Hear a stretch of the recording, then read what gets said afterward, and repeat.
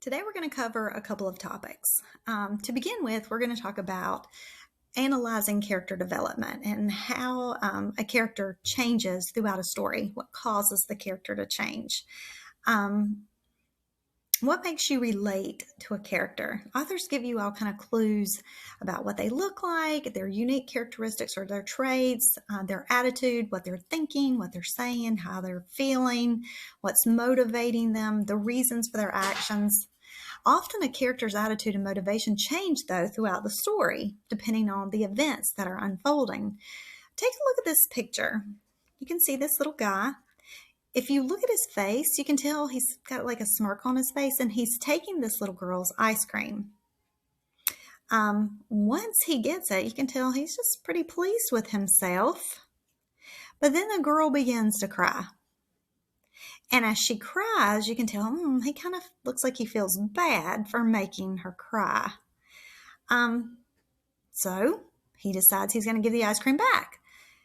And then he's glad that this girl's happy again. All right, so he changes from wanting to take her ice cream cone and aggravating her to, I didn't think I was going to get that kind of reaction. Let me give this back to her. So he changes. So readers use details to form opinions and make judgments about characters. And as a story's or play's plot unfolds, your ideas might change based on how a character grows or changes in response to the conflict that's in the story. For example, this first image shows you that the boy's mean.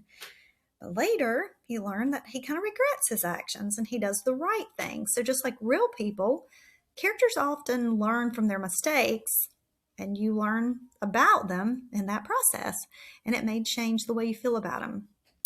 So let's take a look at this story to just do this thinking work about the characters. The title of this is Lost, and it's by Janelle Aker. Peanut, Rosalind bellowed hoarsely for the 50th time as panic coursed through her veins. Now, you may not know what the word hoarsely means, but you do know that when you have yelled out 50 times that your throat may become sore. So you can use that as a context clue to put two and two together to figure out that hoarsely probably means like in a raspy type way.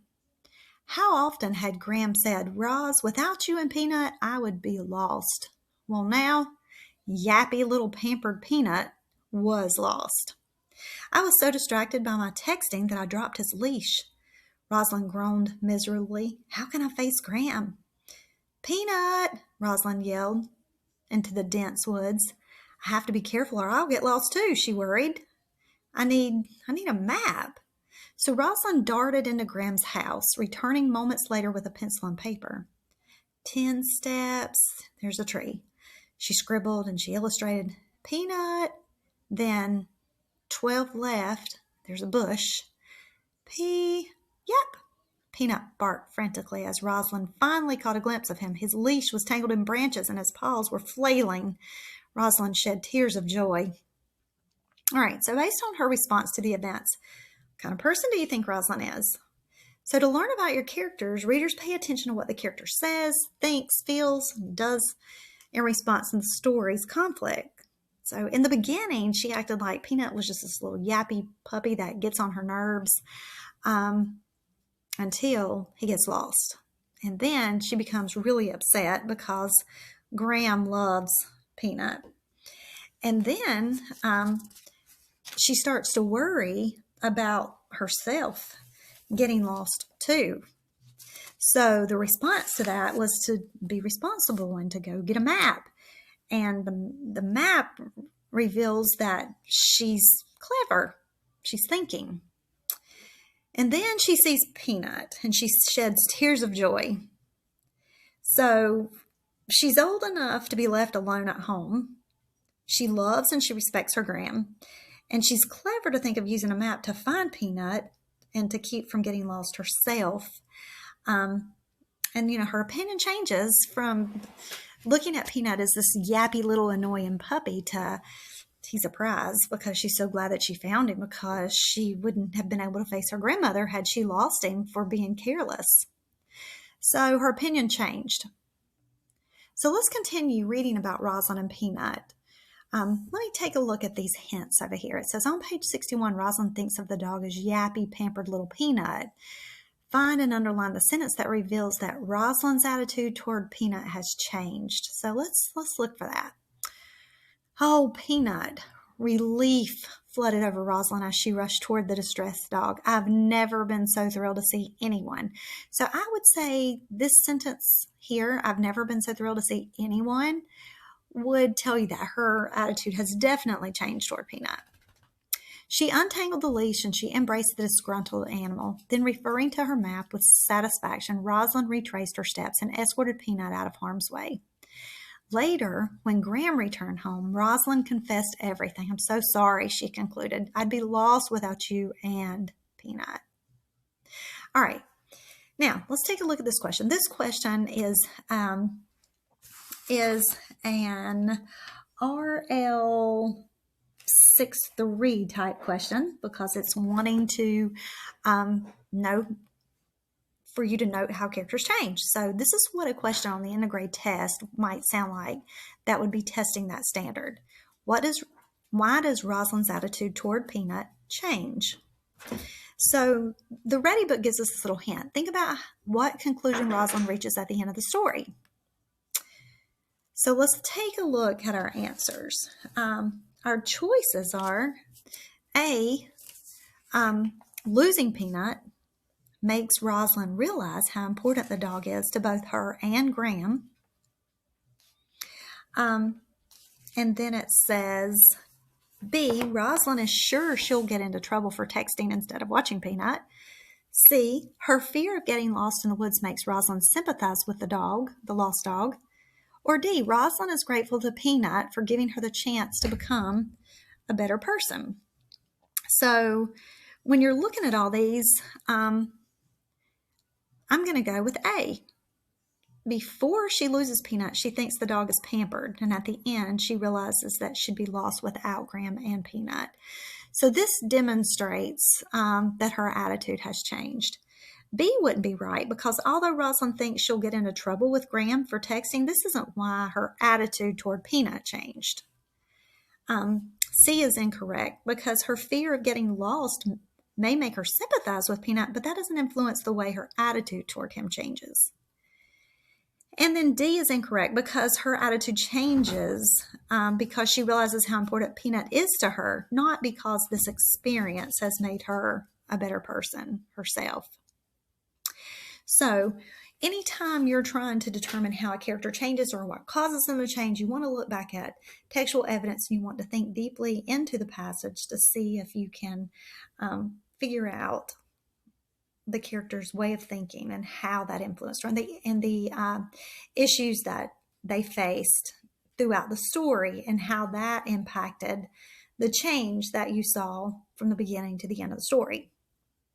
Okay, so this is how you want to analyze characters. Now, let's talk just a second also about analyzing text structure. This time, instead of using a fictional passage, I'm going to use an informational passage. So we're going to look at RI 6.5, and it says to analyze how a particular sentence or paragraph or chapter or section fits into the overall structure of a text and contributes to the development of the ideas. So anytime an author is writing, each paragraph has a specific purpose. Suppose you put together a jigsaw puzzle, you fit the pieces together to form a picture, but if you were missing one of those pieces, then you wouldn't be able to see the whole image as a whole. It wouldn't be complete, and that's the same exact thing that authors do with text structure. They put together all these thoughts and they organize information in paragraphs depending on their purpose. Authors might choose to organize their ideas in different ways. So one paragraph might present problem and solution, or it could order events from the earliest to the latest chronologically. It could be that they're trying to compare and contrast two things, or they're comparing and contrasting people or ideas or things. And it could be that it's just explaining causes and effects. This paragraph introduces a problem, and this is what caused the problem to happen. So whichever method they choose, the sentences paragraphs and sections must work together to present information clearly and logically. So let's take a look at this little diagram here. So the first one says, ancient Rome and Greece both began as city-states. Okay, so that first sentence is just introducing the topic of this paragraph. It's going to be talking about ancient Rome and Greece. Well, the second sentence says Greece had no central authority, but Rome was the capital of the empire. So the second sentence is just contrasting the way the two city-states were organized. Then when you look at the third piece, the Greeks were known for science, philosophy, and art. This just adds some information about what the Greeks were known for. And then the last part says the Romans, on the other hand, were known for their military might and their civil engineering. So this adds information about Rome that contrasts with sentence number 3. So like the pieces in this puzzle, the parts of a text work together to make something bigger. So as a reader, you want to think about how the sentences, the paragraphs, and the sections work together to convey information and develop ideas. Remember that these parts are in order for a reason, just as a puzzle piece fits only where it belongs. One thing that you've been doing that would help you to prepare for this lesson is your timelines that you've been keeping for your historical fiction books and your book clubs, and the slide that you're creating on timelines and the order of events in which they happen. So you can look back at that, and that would help you to determine, okay, so in each chapter, how does this fit into the book? What am I supposed to learn from this chapter? Sometimes they build suspense, problem solution, all the things that I talked about a second ago.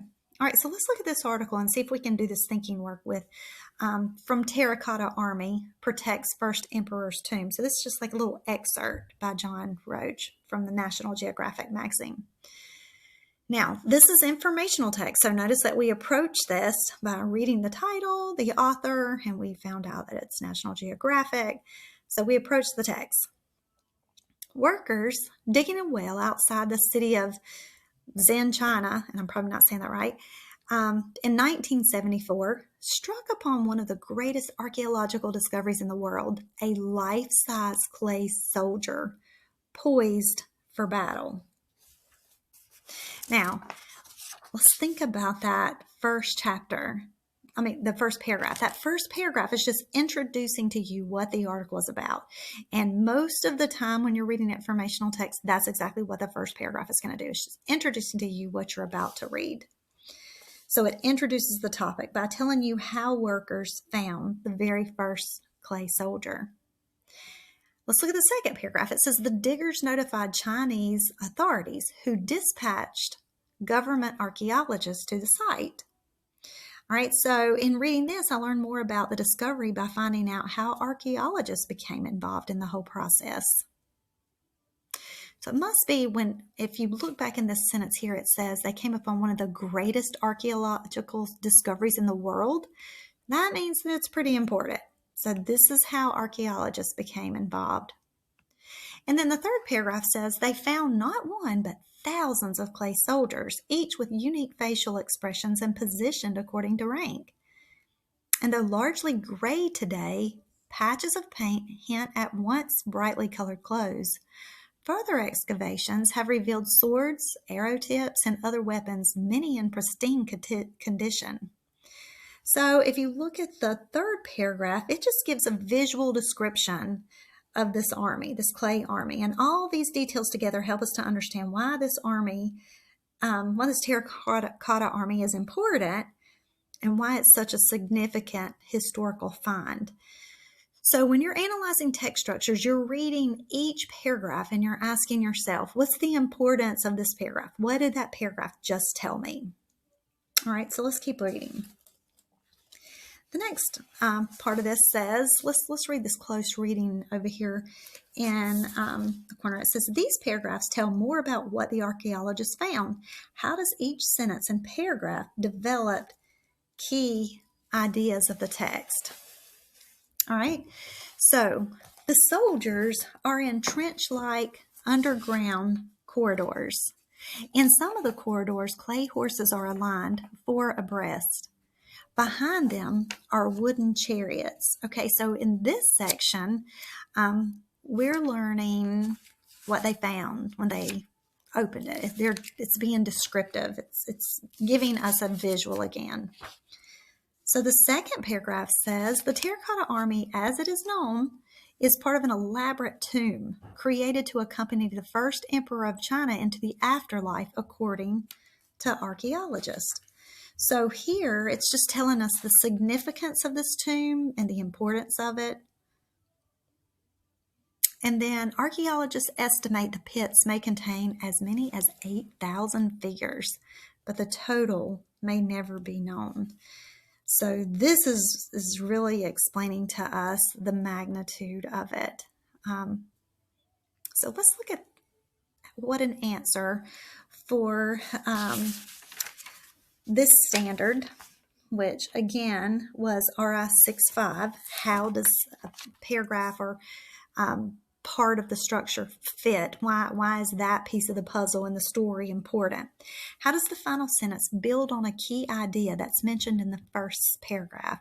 So if we go back and we look at the first paragraph, the key idea here is that it's one of the greatest archaeological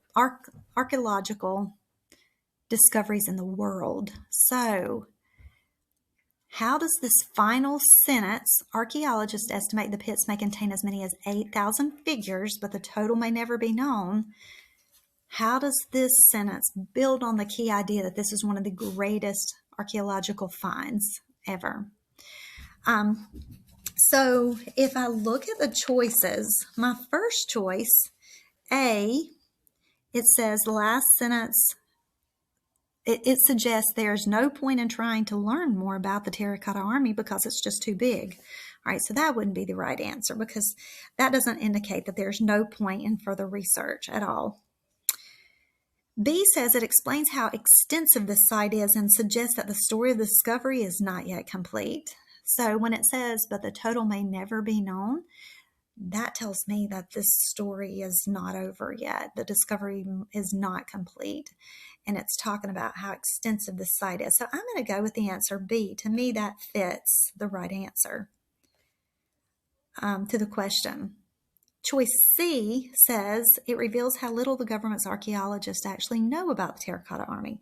This last sentence doesn't point out how little the scientists know about any other details. D, it implies that archaeologists do not plan any further exploration and must rely on existing findings. That is not what it's indicating at all.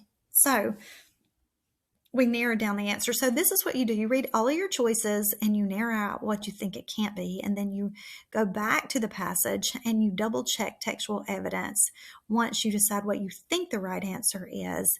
And you verify that going back into the passage, looking at specific details. Now, this is what you're going to do today. You're going to take this little ready quiz. The first part of it is going to be on analyzing character, and you're going to have a few questions here that you will answer, 5.